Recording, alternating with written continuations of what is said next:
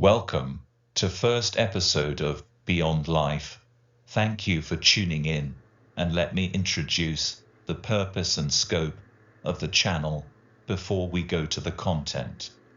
It is not a channel to glorify or complicate end-of-life event. Neither it is any propaganda of religious or social hierarchy towards the most significant event of your life. I have tried to collate facts, both medical and social, about the event what we all call end of life or death.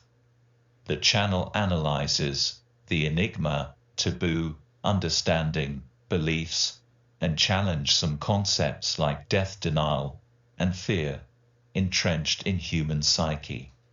So, welcome. I hope you stay with us, contribute, follow us in the journey.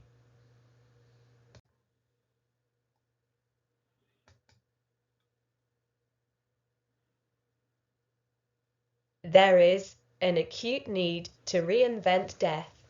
For too long, humans have suffered from anxiety and fear around end of life. The grief and sense of loss suffered by the near and dear people around a dying person have been exploited by superpowers, religions, hierarchical structures, medical science, and intellectuals. Uncertainty around the process of dying forced leaders and thinkers for centuries to come up with some explanation about the natural phenomenon. Unfortunately, the solutions proposed further added to the negative thinking, fear, and darkness around the process of death. Creation of concepts like hell, sin, torture, punishment, and painful death further reinforced the anxiety. End of life also created immediate sense of loss of control, anger, frustration, and grief. Perhaps there was a need for the society to pretend to have some control over the events of death, to dissipate the anger and give some space for the grieving, that the loss was gradual and not sudden. A notion was created that the death was not the end. This led to creation of an entity termed the soul, Atman, or spirit, which would leave the body of the deceased but would linger around, depending on what scripture you subscribed to. Some believed your spirit after death would reunite with a super spirit. Others created a special place like heaven for it to reside. Also, the concept of recycling the spirit either as reincarnation or cyclical events of rebirths were invented. These reassured humans that death was not an end, but merely a stage of life cycle. There is a need to talk about the truth. Talk about dying as it actually happens, as it actually affects the dying and the people around.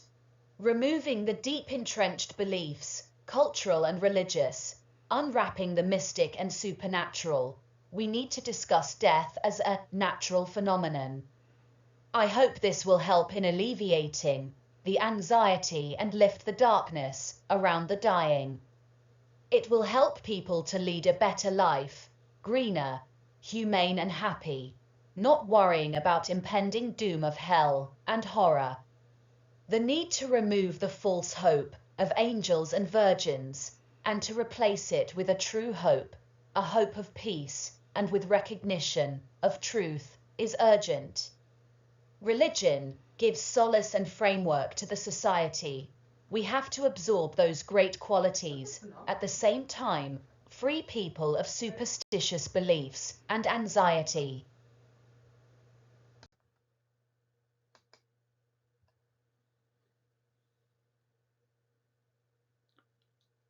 Nature always chooses when you die, but understanding of biology, medicine, and even human thought process, combined with technology and social media, has changed the way humans lived since birth of civilization.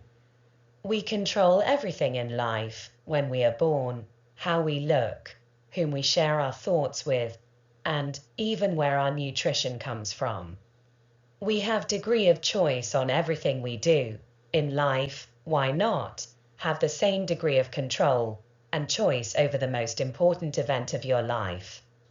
With some radical thinking, both individual level and talking about it to the family and friends, you can achieve true nirvana, the liberation from the anxiety of death. Be aware of another important fact. In spite of all the advances in medicine, we can't cure all ailments, can't nurse all the pain and avoid the inevitable. In fact, modern medicine is capable of inflicting torturous damage in pursuit of isolated success. It is easy to lose the bigger picture, person's best interest. Patients, families, and doctors alike need to understand when to let go. Sometimes, that is the most difficult decision to make for everyone concerned. Medicalization of death has done more harm than the spiritualization of it.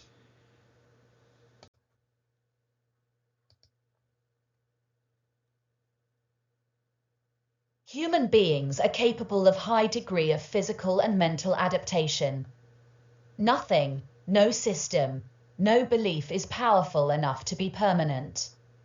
We are all capable of adopting new ways of life, embrace new concept of living, challenge our beliefs.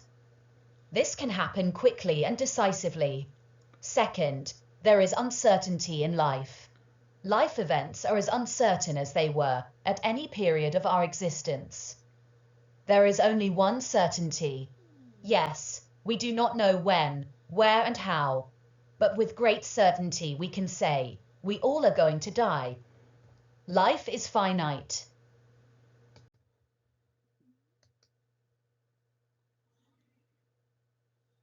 It may sound very rational and simple. Many of us know that simple truth. We are all mortals. That is true for all living organism, perhaps except for humans. Our well-developed brain, with its enormous capability of imagination, has created some degree of doubt and confusion in the matter. Afterlife in heaven, reincarnation, immortality, eternity, and even preservation of physical remains have been discussed, believed, and practiced. It is time to add some clarity, some certainty. No if, no but, end of life is just that, end.